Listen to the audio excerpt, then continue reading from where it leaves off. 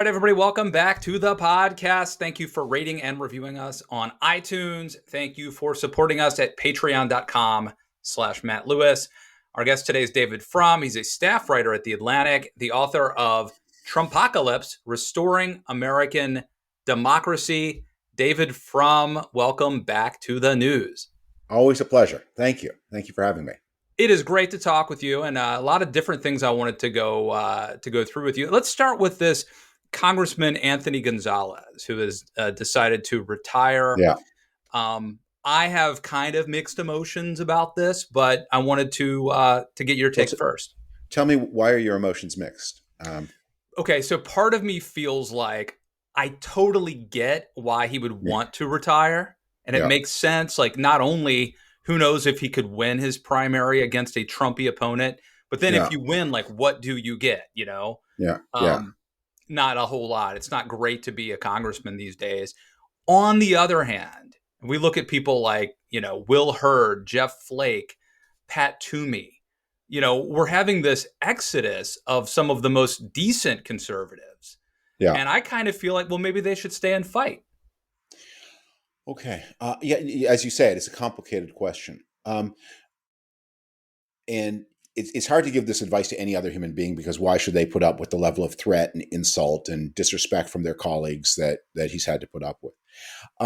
So I think maybe a way to think about this from the point of view of conservative politics and Republican politics is this is all going to be a longer story than any of us had hoped in the Trump years.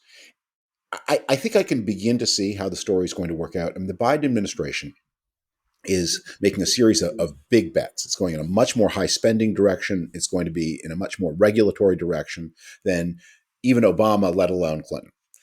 And I'm writing right now an article about their approach to meat prices, which is incredibly interventionist. So that's either going to work and Biden's going to be hugely popular, or more probably it's not going to work, at which point political space is going to open. But it's going to take a while for what they're doing not to work, if it indeed doesn't work. And in the meantime, it may be that the Republican Party needs to learn through more negative experiences, and that it may be that what we all hoped is everyone would get a good lesson from 2018 and 2020. But 2018 was a powerful lesson. 2020 was much more ambiguous about the outcome. And so a lot of hopes are riding on 2022, where the Republican Party is campaigning as the anti-vax party. It should be campaigning as the food prices party, but it's the anti-vax party. That's either going to work or it's not going to work. And then I think part of the problem is that it's not a free market, right? So, like, in a rational world, the Republican Party would do stupid stuff. There would be a feedback mechanism. There'd be a market correction, but because of all these different things, the game is sort of rigged toward Republicans. So in a way, it's enabling them to continue failing forward. They're not getting that feedback mechanism that they need to feel the pain. Well, also, there's another problem, which is there are no Republicans. That there are a lot of people in the Republican Party who are much more powerful and important than they would be in a much bigger party. I mean, I'm listening right now to Karen Tumulty's really interesting biography of Nancy Reagan. And it's just fascinating to hear at a time when the Republican Party was a majority party, just how sensitive important people like the First Lady herself were to signs of, there's a story I'd sort of forgotten about Ronald Reagan's first national security advisor, a man named Richard Allen, was forced out of office over a scandal that was so horribly unfair, even by Washington standards. I mean, it makes you wince to hear about it. Some Korean and Japanese visitors had brought a valuable gift to the First Lady. This is completely forbidden. Allen had seen it, had swooped upon the gift, and took it away, intending to do with it whatever. He then put it in a safe, closed the safe, and completely forgot about it. Mm-hmm. The period for declaring the gift expired. Somebody found the gift, and he was deemed to have kept it, although he just forgot. It was still in the wrapping paper. And he was forced to resign. But Nancy Reagan insisted who he had protected. He had protected Nancy Reagan. She forced him out because she thought he was too provocative and too extreme, and she wanted to have more balanced appointees for Ronald Reagan. So that's the incentives in a majority thinking party. But today, what happens is when you shrink, you lose the Nancy Reagans, and you get a lot of people think, if this party's more successful, I personally will be less successful. Yeah. The incentives don't align. Yeah. No, I think that's right. But let me ask you about Biden, Yeah. because I mean, it feels like the wheels are coming off. And I realize the problem with critiquing Biden is, compared to Trump, Yeah. he's a walk in the park. But man, I'm telling you, and I mean, I think I keep writing these, you know, negative pieces about Biden at the Daily Beast. Mm-hmm. And I think people think I'm out to get him or something. But Yeah. it really feels like the last couple of months, the wheels are coming off. And uh, even if your whole goal is to stop Trump and to stop Yeah. Trumpism, that's not good. But what's your take on how Biden is doing? Well, let me give you an answer to your critics, first of all. So it's a story from Bill Clinton's memoir. So Clinton is, in those days, the governor of Arkansas was elected for a two-year term. So Clinton had like 6 terms. And he's running for another of his 2-year reelections. And he's at a county fair, and he sees a farmer and small businessman who's been a supporter of his. And Clinton walks over to him and says, "I assume I can count on your vote once again." And he says, "Well, I don't know." And he lists, acts unsure. And Clinton gets, "I've done this for your town. I've done that for your town." And the farmer replies, "Well, you got paid every 2 weeks, didn't you?" The point is, they're employees. You're Yes, allowed to yes. criticize them, and you're allowed to demand more, even if you think, okay, on balance. I mean, my last employee was a psychopath. The new one's not, but I'm still not getting the performance I look to.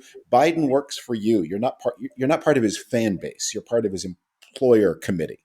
And so, and your reader should remember, they are his employers, not his fans, and they have a right to judge him. I think I think what's going on with Biden. First, I think it's just. I think we can say this not uncharitably. He's older, and he has compared to his predecessors, compared to Obama, compared to Bush. He has way less energy, and that's fine. But that's the nature of things. But that means that he's just less present in his administration than other presidents have been, and he was a kind of a consensus choice within the party. He didn't have an intense group of supporters within the party. And so that means he's always having to balance the different party factions. And that in some cases has given scope to the most activist parts of the party because they get their piece of the action. And we're seeing that on a lot of the economic agenda, that he's doing things that, as I said, went beyond Obama and beyond Clinton. And what he's mostly doing, and the thing that is really going to have consequences, is at a time where because of the aftershock of COVID, we are supply constrained in the American economy. We don't have everybody working yet. We don't have all the capacity back online. And they are pushing levels of demand into the economy, monetary stimulus, big spending.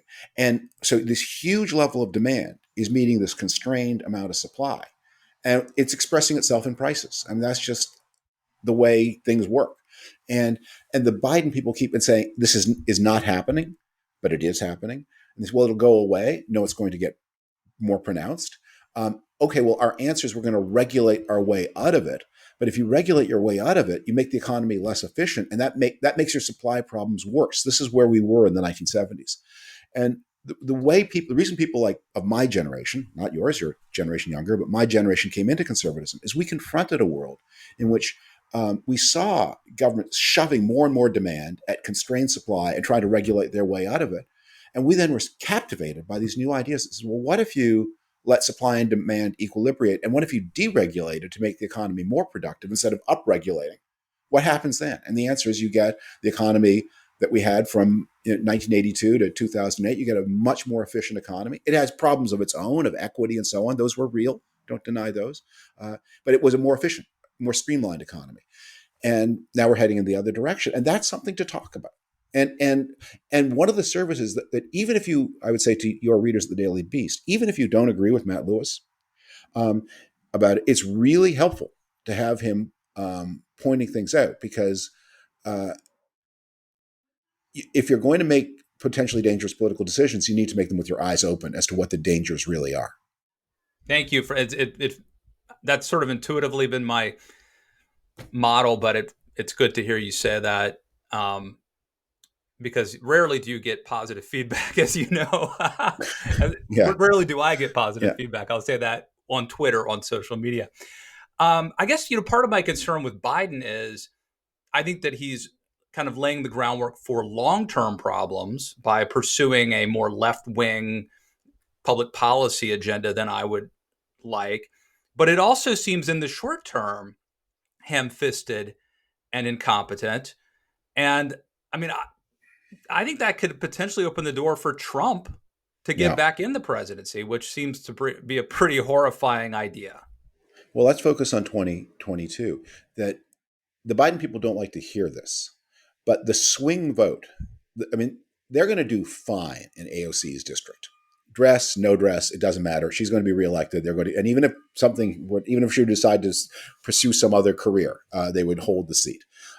And their urban progressive base is locked in, solid, highly online, highly committed. Black voters may or may not turn out in sufficient numbers in 2022. They may be allowed to or not allowed to, but again, they're committed.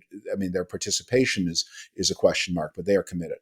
But the place where the vote could go either way is, and we're going to see this in the Virginia election in 2021. What happens in the suburbs? I assume that the Democratic candidate is going to win the governorship, and that the Republican is Glenn Youngkin is going to lose. Probably, it's an increasingly purple state, but it's going to be important to watch the margins and to see, is there a decrease of support for Biden in the culturally Republican suburbs. And the thing you've written about this, I've written about this, that it's true. Never Trump people in the media are a small faction, but historically and culturally, Republicans who are dissatisfied with Trump but are not sold on the Democratic message, that's a hugely important group in politics, and a hugely important group, especially in places like Virginia, like Texas. It's going to be Republican leaners in suburbs put off by Republican cultural messaging who are going to decide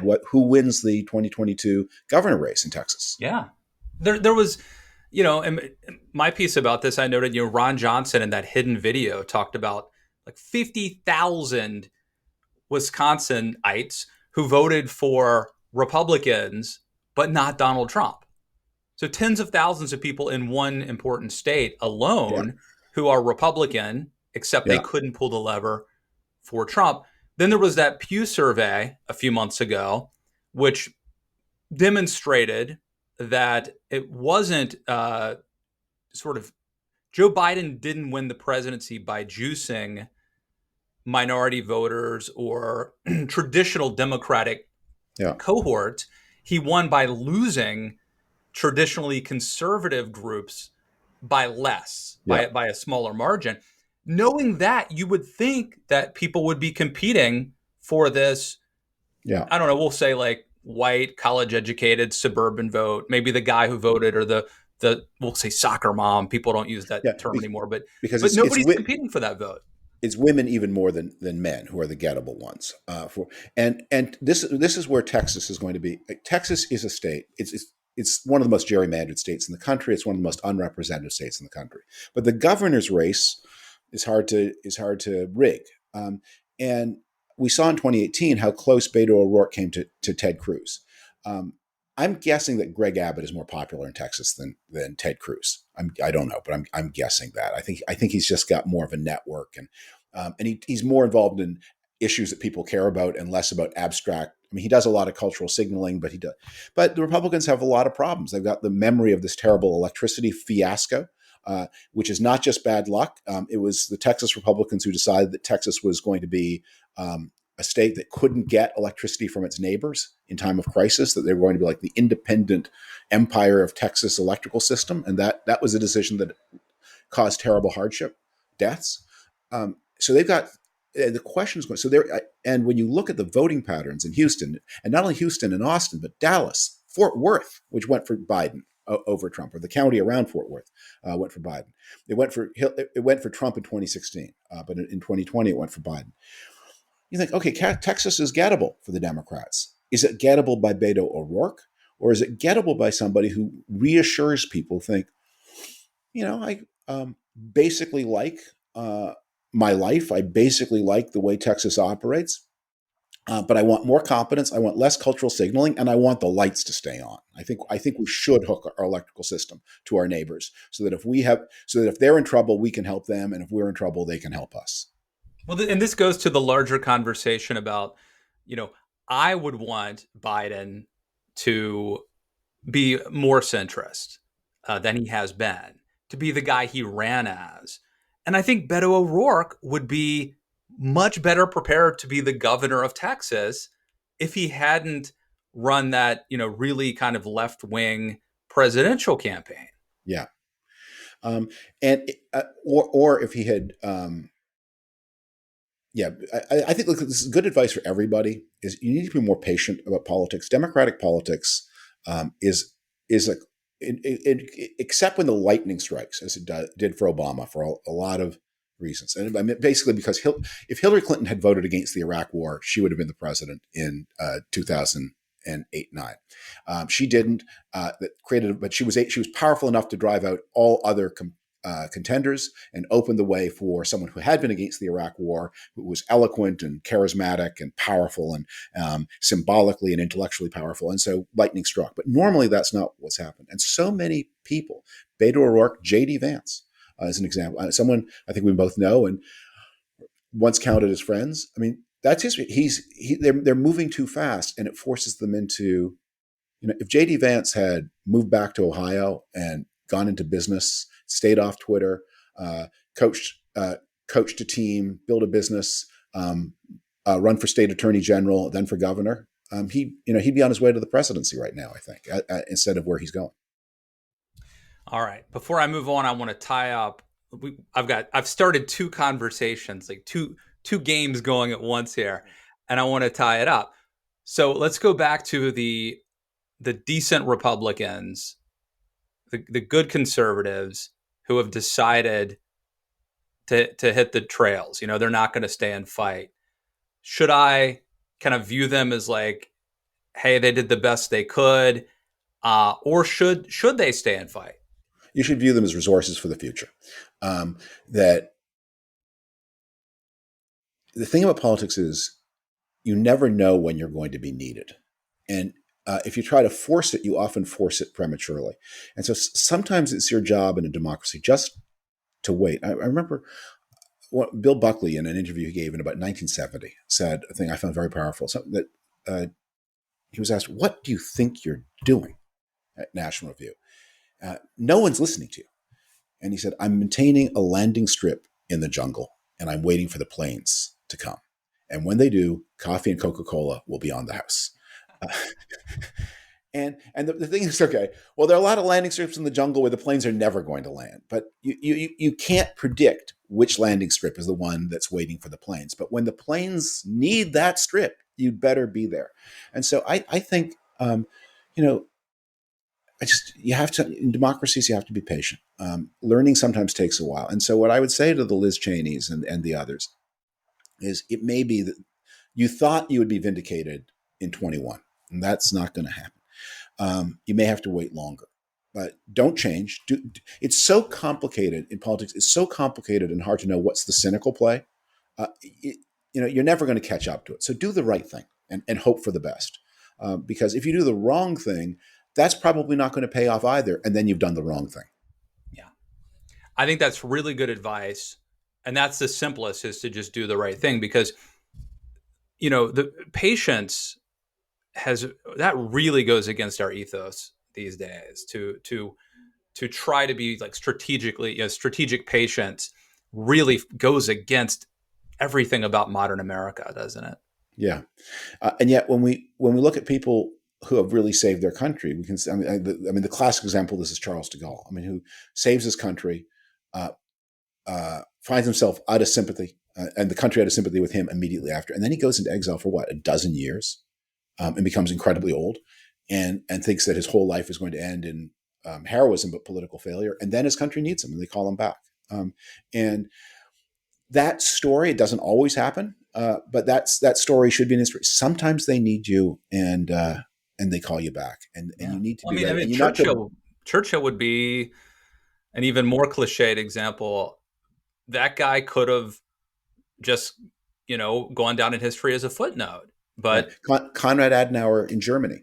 I just read a biography of his, and I hadn't known this detail. So Konrad Adenauer is very Catholic, mayor of Cologne, very anti-Nazi. The Nazis force him out when they take over. He goes into exile. He suffers pretty badly. He ends up in a concentration camp. His wife attempts a suicide that doesn't quite kill her, but disables her and cuts short her life. And he's in the little garden of his little cottage in 1945, and literally a Jeep pulls up. And an American brigadier steps out and says, Herr Adenauer, we're looking through the town records in Cologne. We found a list of people to be executed by the Nazis if they lost the war. Guys 1, 2, and 3 are dead. You are guy number 4. Congratulations, you're in charge. And he was like 80 at that point, or nearly so. And he then was prime minister or chancellor of Germany deep into his 80s. And the country needed him. And I think one of the things, look, I applaud ambition. People want this life. Go get it. But it's also true that sometimes your country needs you, and sometimes it just doesn't yet. And when it doesn't, your ambition, however powerful a force that is not going to be enough to change history. It's the combination of your ambition plus the objective conditions. I mean, I think that I like Mitt Romney more now than I did when he was the Republican nominee. Yeah. And I'm I not saying he's ever going to go on to be president, but he has been the right, a voice in the wilderness, and I think maybe, so you're saying like maybe Will Hurd 10 years from now yeah. will Yeah. kind of be an important figure. Romney's already done. I mean, I remember when he cast that vote, I wrote somewhere, there's a giant statue of Daniel Webster in downtown Washington, who never got higher than the Senate. And not one person in 100 could tell you who was president when Daniel Webster was the dominant figure in the U.S. Senate. And in the same way, I mean, that when Romney cast those crucial votes, made those crucial speeches, and he did something that is going to resonate in ways that most acts by most presidents just don't. Speaking of presidents and someone who is, I think, providing a positive voice right now, it's George W. Bush. Yeah. And some people think he should have done more, spoken out more against Trump. But he's someone, I think, on 9/11, it was just so great to have him give that speech. And I was just wondering what you, as a former Bush speechwriter, what you thought of it. Well, I know many people thought he should have spoken out more during the Trump presidency, but this is a case of strategic patience. If Bush had, there was this fact that Bush's brother had run for president, which was probably an unwise move for a lot of reasons, but he did.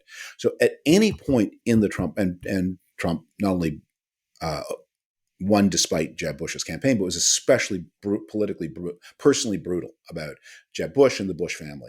So if Bush had spoken out during the Trump presidency, it would have looked personal, or could have been reduced to something personal, and it would not have been effective.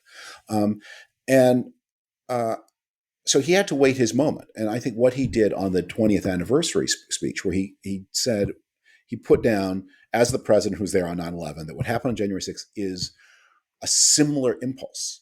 That's powerful. And you don't need to do those speeches over and over again. And you have to wait for the right moment. And I think that was the right moment when this was not about anything personal. This was not payback for Jeb.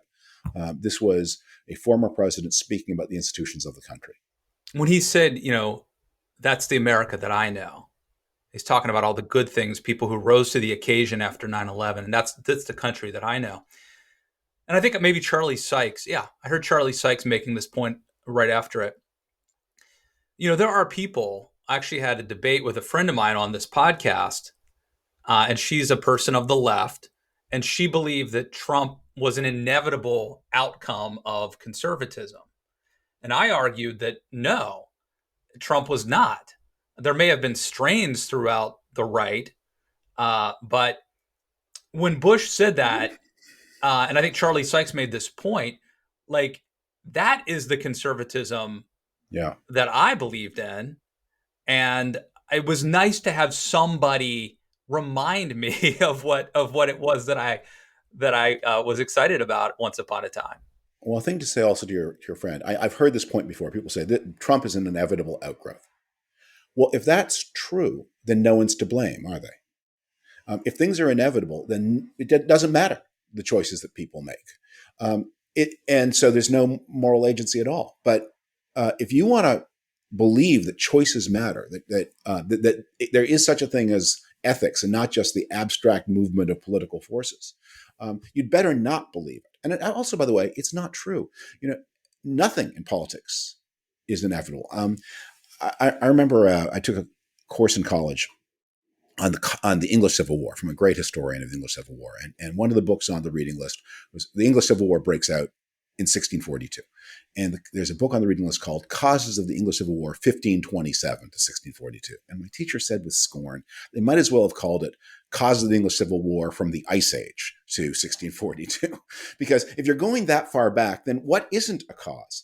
That it's the moment that the causes are those things where from the point where it could not be stopped, and that is usually closer. Donald Trump could easily have been stopped if the if enough Republicans in 2015 had said, "Wait a minute, this is unacceptable. We need to rally behind one person, whoever it's going to be." They could have stopped him. They also had the option of, if just a few more had supported Hillary Clinton over Trump on a one-time basis, they could have stopped him. They didn't do those things. And you have to hold people to account for those choices. And if you say, well, it was all inevitable, well, then no one's to blame. Yeah. It could have also been luck. It didn't even require Republicans to show more courage. If Mitt Romney had won the presidency in 2012, as he well might have, was with, not an absurd thought that he might have won, then I don't think Trumpism would have happened, at least not when it Right. happened. I think professional historians dismiss counterfactual history because how can you know? But I think it's useful to think about. The example I think about is, what if John Kerry had got 100,000 more votes in Ohio in 2004? He would have tipped that state and won the Electoral College. Bush would have got more votes, but he wouldn't have been in a very good position to complain on the Electoral College. And John Kerry would have been president just in time for Iraq to fall apart and the world financial crisis to strike, because the Democrats wouldn't have done anything to head off certainly the world financial crisis, and which was taking form already. The bubble was gathering. And then then Mitt Romney would have been president in 2008. And the Democrats would have attacked Romney Care instead of the Republicans attacking Obamacare. It would have been a very different world. But those moments of those might have beens are important because what they do is, they're always guesswork, but they restore the concept human choice in politics matters. And so what your friend does, what you do, what each of the people listening to us, the choices we make in our different places in life, they matter. And they often matter in ways we don't understand, or don't understand until later, but they matter. And if we choose wrong, it affects the whole world, even a little bit. It affects the whole world. So you heard it here. David Frum does not believe in predestination. He does believe in free will. And whether that's true or not, I think that's how you have to operate your life, is under the assumption that things matter. Your choice, things matter. I want to read you, you alluded to this with Bush's speech, but let me read it. There's little cultural overlap between violent extremists abroad and violent extremists at home. Most people probably they're thinking of January 6th. But in their disdain for pluralism, in their disregard for human life, and their determination to defile national symbols, they are children of the same foul spirit. True. I think that's beautifully phrased and a powerful thought. I mean, when Marjorie Taylor Greene gets her play machine gun and play acts the scene where, that's. I'm not a gun person, but I know enough to know that you can't handle a machine gun the way she handled one without knocking your eye out or teeth out. or going deaf. But when she does that looked to me, if you took the sound off and imagined a hijab around the blonde hair, that looks like an ISIS recruiting video. And like in a democratic country, the idea of turning a machine gun on your opponents, that should be repulsive. It should be repulsive. It should be repulsive to anyone. Like, that the way democratic politics work. Yeah, no, I'm absolutely looking forward to getting up extra early to vote against my opponent that day. But we're not machine gunning each other any more than he's going to machine gun me. That's not the way we do politics. And even if it's a joke or a symbolism, it's unacceptable. It's unacceptable. Firearms have no place in democratic contests, and Yeah. alluding to them has no place in a democratic context.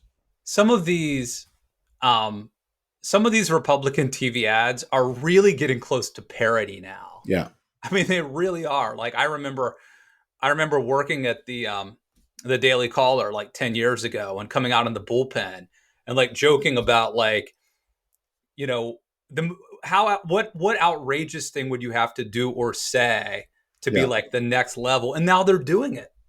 Well, I think there's also something, I'm pretty cynical about this part, because the Republican Party is an elderly party. It's the party of people with chronic health problems. I mean, we know one of the things that was true in 2016. If you found a county where there's a lot of obesity and drug abuse, that's where you had a lot of Trump votes. So there's something compensatory, I think, about this cult of physical prowess. It's people who, at some level, feel physically weak, who are attracted and who have even lost. I mean, there are all these weirdly homoerotic fanfic images of Trump and Donald Trump, who can't lift a glass of water, can't walk down a ramp, hasn't done meaningful physical exercise ever in his life. Plays golf.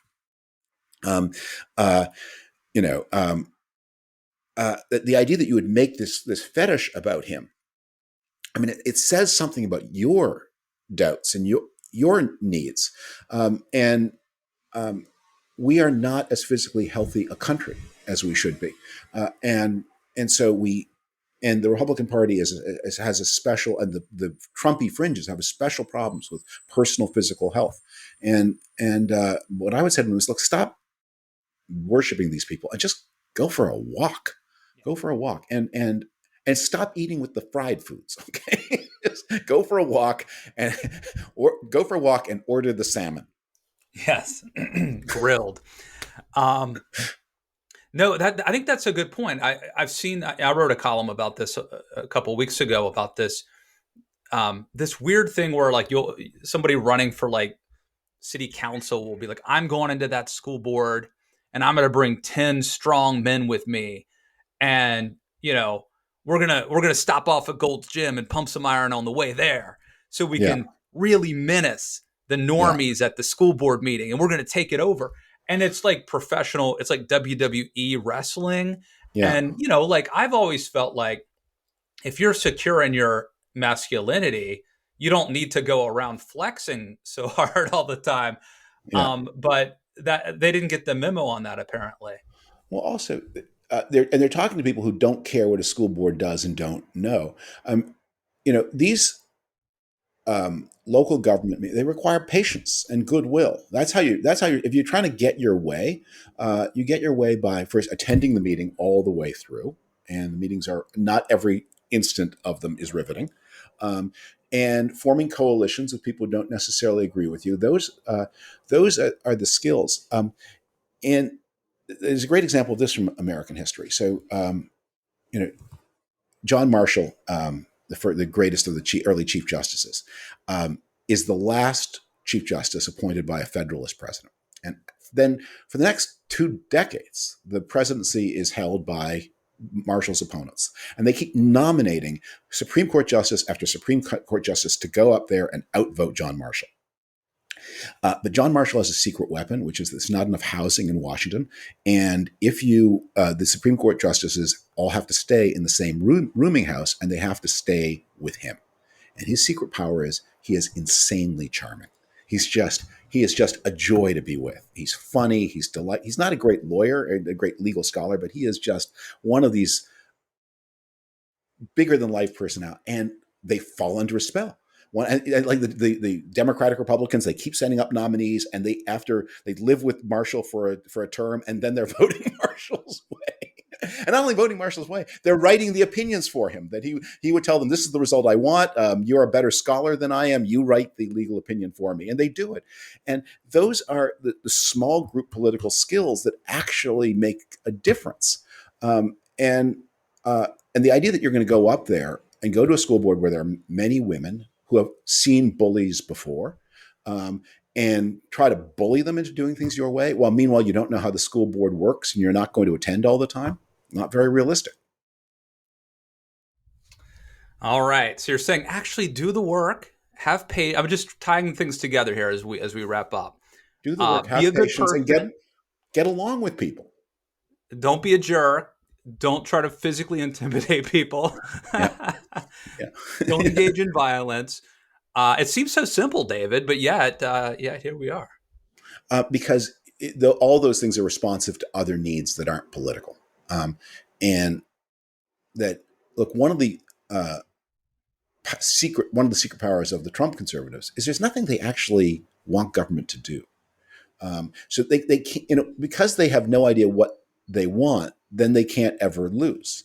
And they can simply, that was Trump's secret power. Whatever result he got, that's the result he said he had wanted all along. So does he want to drop the mother of all bombs on Afghanistan, or does he want to withdraw from Afghanistan? He wants both. Does he want a deal with China, or does he want a trade war with China? He wants both. And so whatever he gets, that's what he wanted all along. So when you don't have an agenda, then you can just strike all these postures, because regardless of how counterproductive it is, well, there was nothing you wanted to accomplish anyway. So what do you care? Yeah. I think the problem is, we have so many people now on both sides who don't care at all about the means. They don't care about process.